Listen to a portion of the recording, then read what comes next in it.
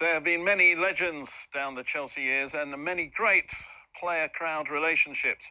But can anyone match the 729 games and 19 years and player-crowd relationship that Peter Bonetti had with the Stamford Bridge fans? Peter, welcome.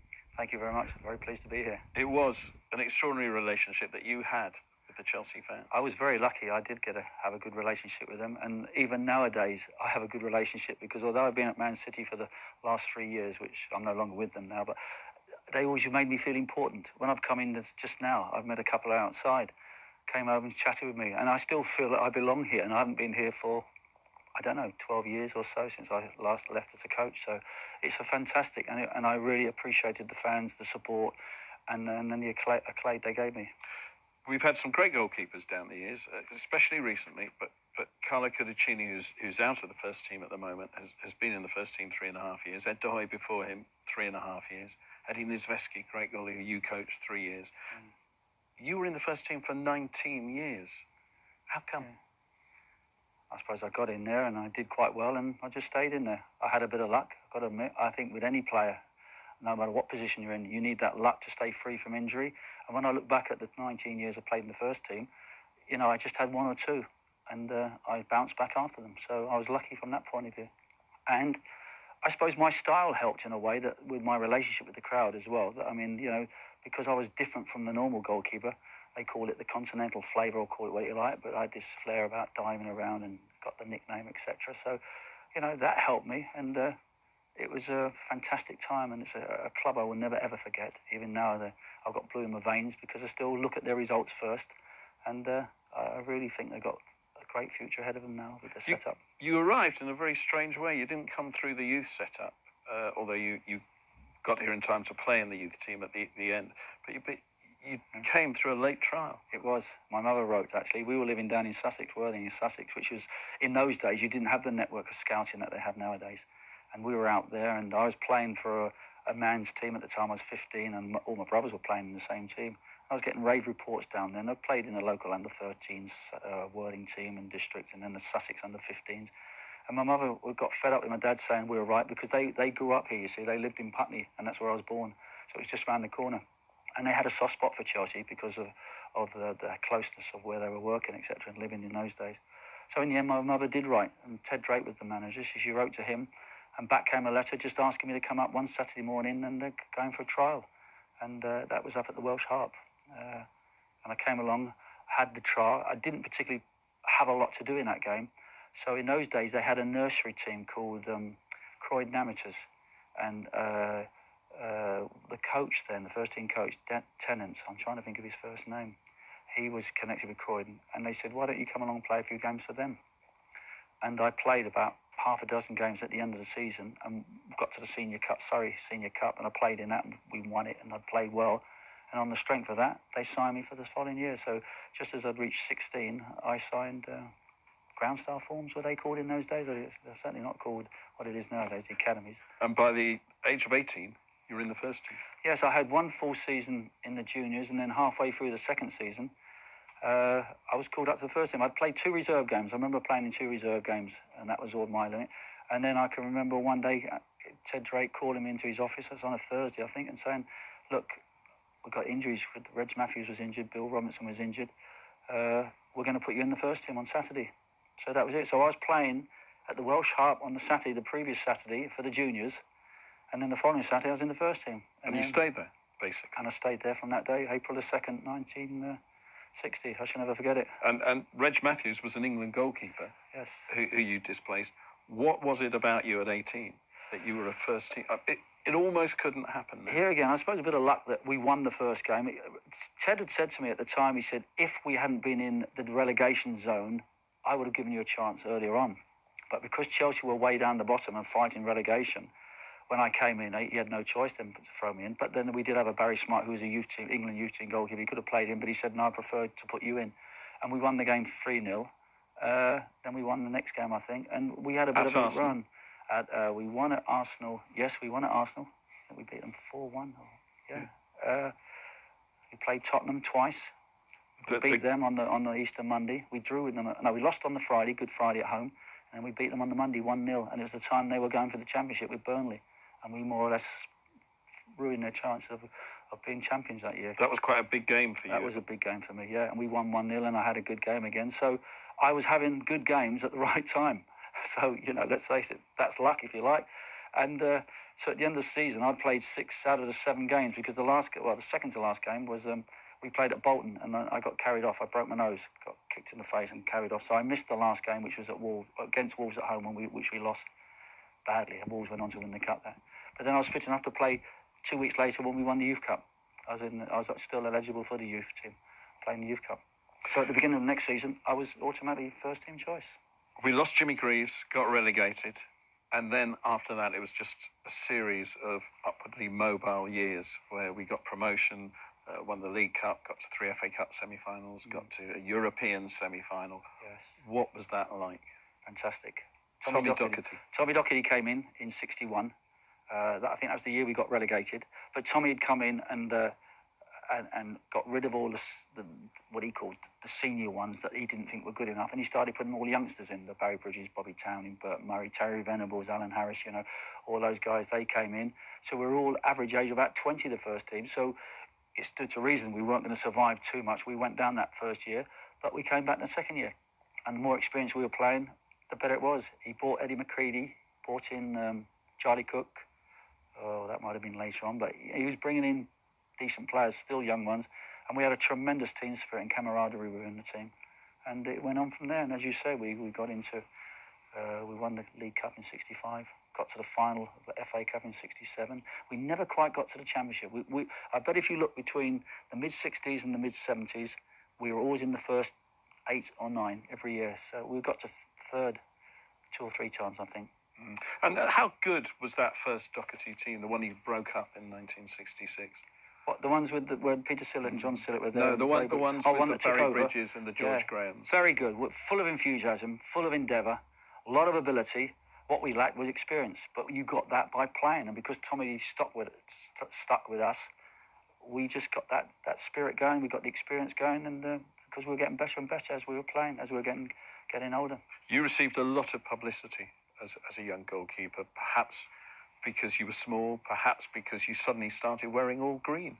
Yeah, that was Tommy Docherty's idea. Tommy was very good for me. I know we had fallouts along the way, but he was very good for me. He pushed me. I wasn't the sort of most gregarious of people and extroverted person. I was more of an introvert. But on the field, I was changed. I became volatile and talking and all the rest of it. That helped my game. And I learned that from Tommy, because Tommy played in one of those earlier games. Yeah. As a coach, he played, and I'll never forget the influence he had on me from the talking point of view, because I was still a bit of a quiet keeper in the early days. And Tommy came on and he was telling everyone what to do. Your ball, caddy, yours, do this, do.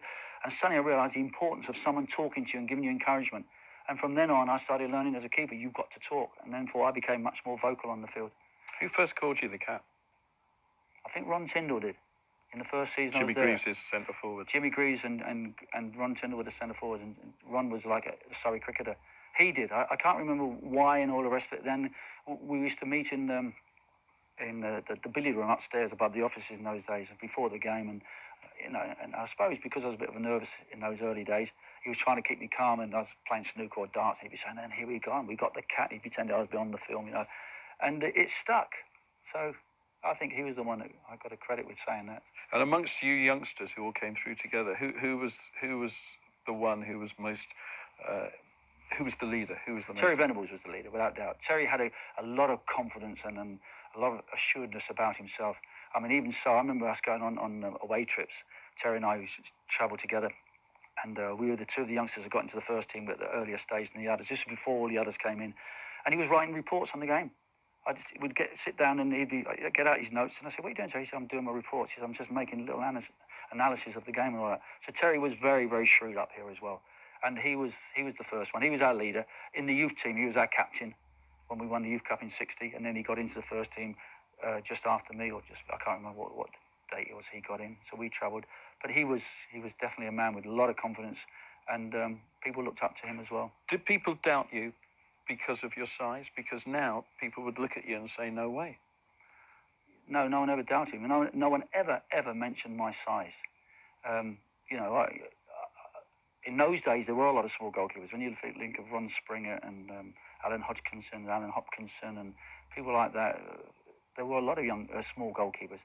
But I think in my case, they used to say I made up for my agility. And because I was small, I could dive around, jump around, I had a lot more agility than probably a lot of the big guys. And you became seen in many ways as a revolutionary because, as you said, your continental streak.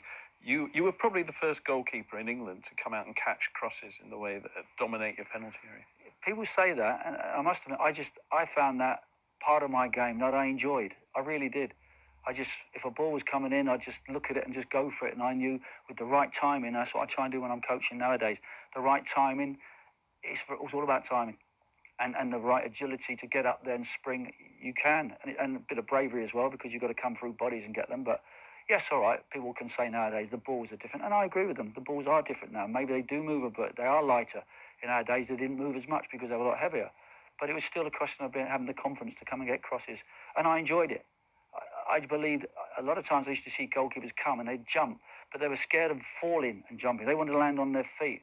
And it didn't bother me that I caught the ball and then ended up falling on the ground and rolling over to break my fall. So that helped, the fact that I didn't mind landing on the ground once I caught a ball, making it into a dive, a catch into a dive and in there. Whereas some just try to stretch and were rigid catching the balls, and that's when they probably get bumped and try, because they wanted to stay on their feet, they drop the ball. But there was a night in the days when television didn't broadcast games in the way that it does now, where the whole team went to the London Palladium after I think we beat Leeds 1-0 in the FA Cup. And I think it was Jimmy Tarbuck, was it, who was hosting it, who actually made you stand up and take a bow on your own. I do remember that vaguely, yeah. I think we were there once, yeah. And Jimmy Tarbuck was a great football fan. I know he supported Liverpool, he's a Liverpool nut, but he was a great football fan, and he was a great friend of Tommy Docherty's anyway. So did you feel at that stage that Chelsea was at the fashion, if you like, head of the football world? We were a fashionable team from the fashion era as well, because in those days it was the flower people and the coloured shirts and all that, and because of Chelsea and where we lived just down the road from the King's Road, we were classed as the King's Road kids. So we weren't just a football team, we were looked on as a showbiz team in a sense as well, because we lived so close to the showbiz area of Chelsea. Well, you played 350 games already, an enormous number of games, almost the most by then of any Chelsea player, and you still hadn't won anything, but that was about to change. We'll come to that in a moment. Welcome back. We're with Peter the Cat Bonetti, and in 1969, I think it was, before we won the FA Cup, there was a vote in the programme, the matchday programme, for the greatest Chelsea player ever. And you got in number 1 ahead of Jimmy Greaves, number 2. Yeah. What did that mean to you? Great honour. I was really, really chuffed about it, because when I think of all the famous and incredibly brilliant players from the past, to be given the number 1 spot was a wonderful achievement. And it was, I feel honoured that the fans should think that I was that good to be voted number 1. And in fact, recently with the vote on the website, which Franco won, Franco Zola, you and Ozzy and Charlie Cook were all still in the top 10. That's lovely. It's lovely to think that. It's lovely to think that people do remember me. I mean, it's funny because I did a presentation once at a kiddies presentation of medals and cups, and when I got up and make my speech, it's all kids of 10, 9, 8 and all the rest. I got up and said, well, I'm what you call a relic from the past. I said, all you boys wouldn't know who in the hell I am. I said, your mum and dads won't realise who I am, but thank goodness there's some granddads and grandmothers in the audience. They might know who I am. So it is even nowadays an honour when people say, oh, I remember you, and I remember. It's lovely, because I still, it's nice to be, it's like getting a pat on the back.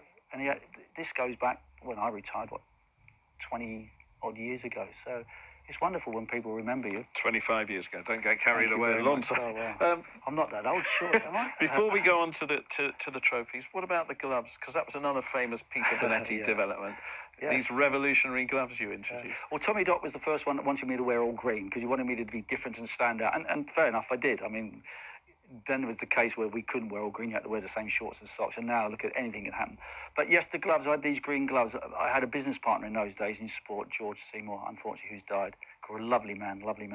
And he was in business, and it's all his idea. He said, got these gloves, and then he wanted them to be green because to match up with everything. And I tell you what, they were brilliant because in those days they just used to wear the woolly ones, probably what people wear in the winter now. The old ladies and gents wear them to keep their hands warm. We used to just wear those woolly ones, and they weren't really that good. But these little thin cotton ones did the job. All right, I might have to worn 4 or 5 or 6 in a game because you had to keep changing because they got so muddy, they got drenched and all that. And I brought them out, and then all the goalkeepers, and then George had the idea of sending a free sample or two to some of the other players. And they started ringing back, or writing back saying, oh, we want some more of that. So for a while, they were very, very popular. And they did do the job.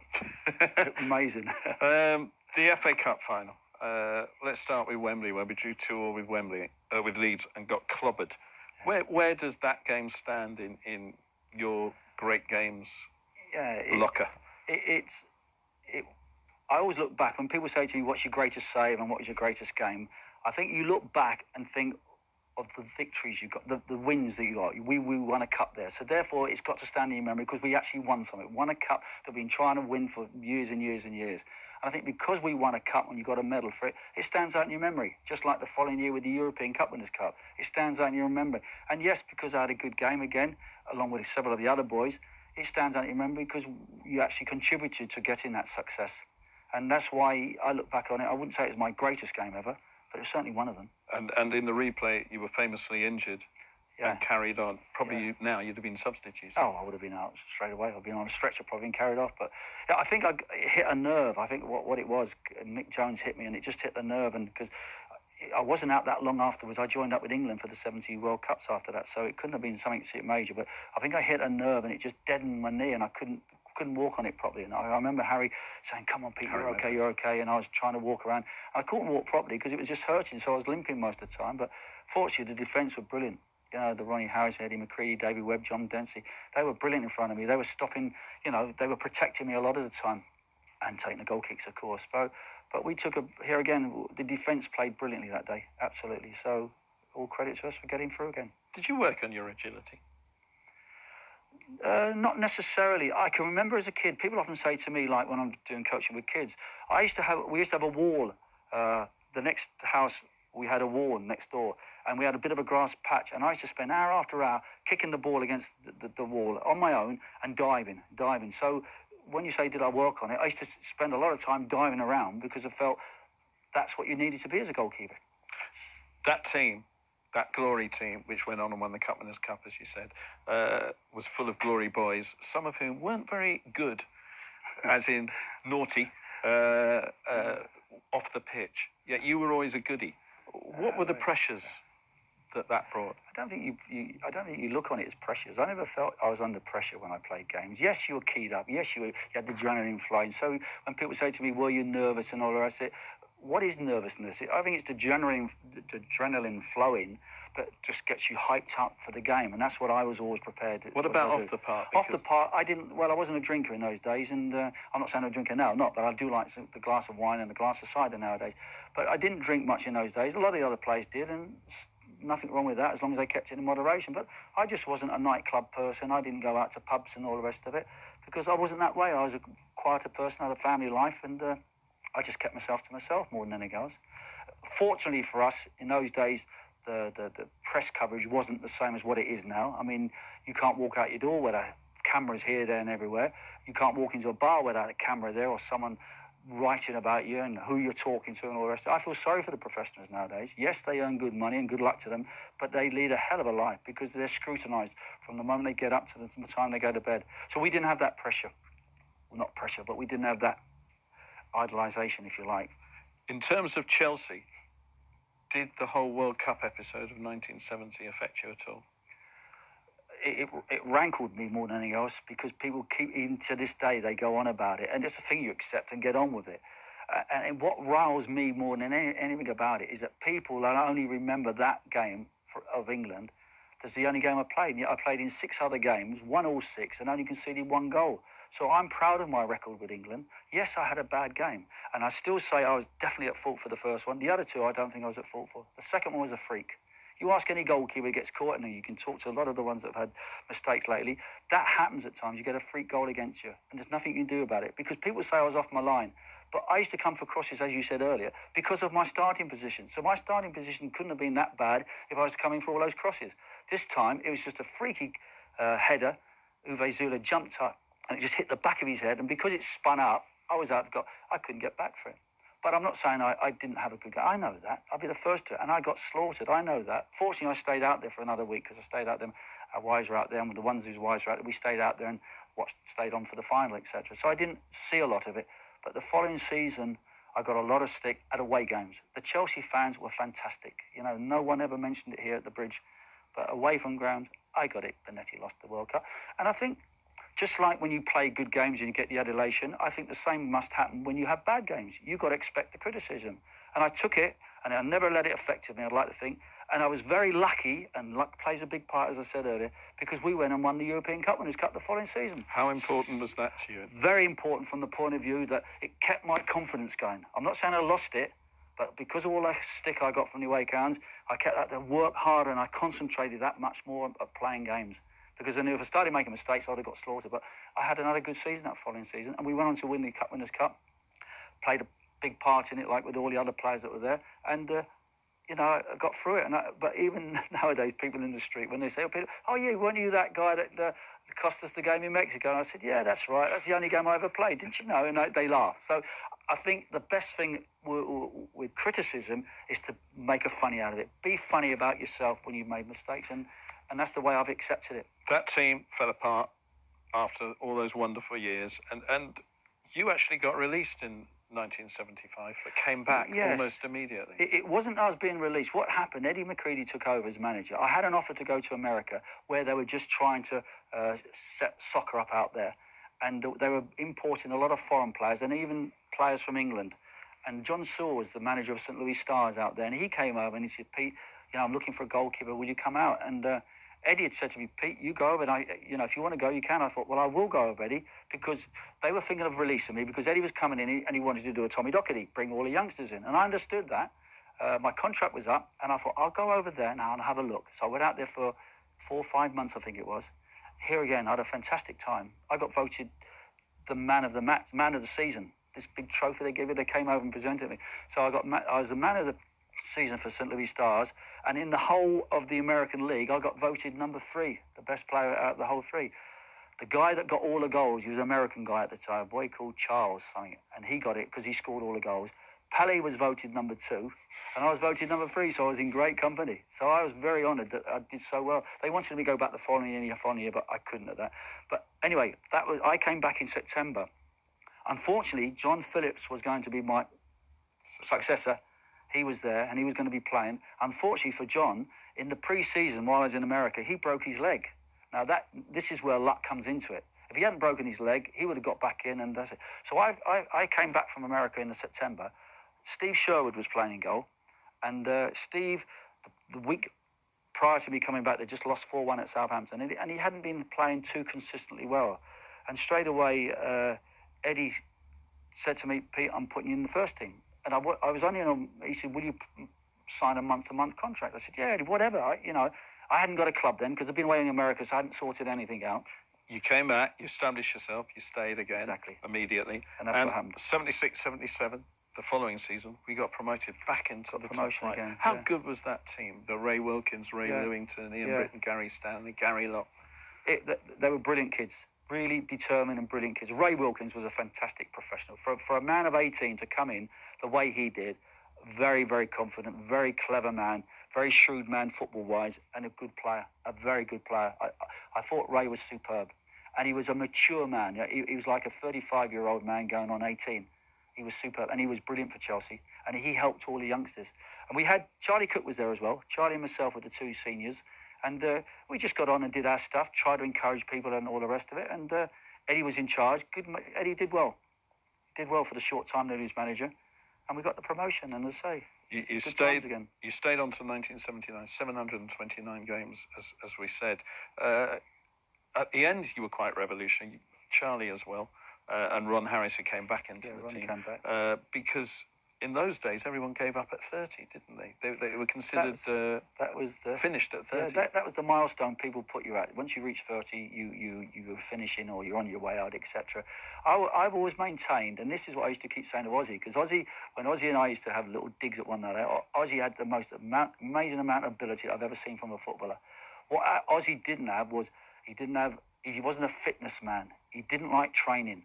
But he was brilliant at his playing, and he did what he felt he had to do. And I used to say, Ozzy, if you could only be fitter, you'd be a world beater. You'd be in the England team every week. You just got to be fit. And he said, oh, Kate, he said, I can't run like you. I said, Ozzy, sometimes it's a question, it's a state of mind. You've got to force yourself to do things. So I was always a fitness fanatic.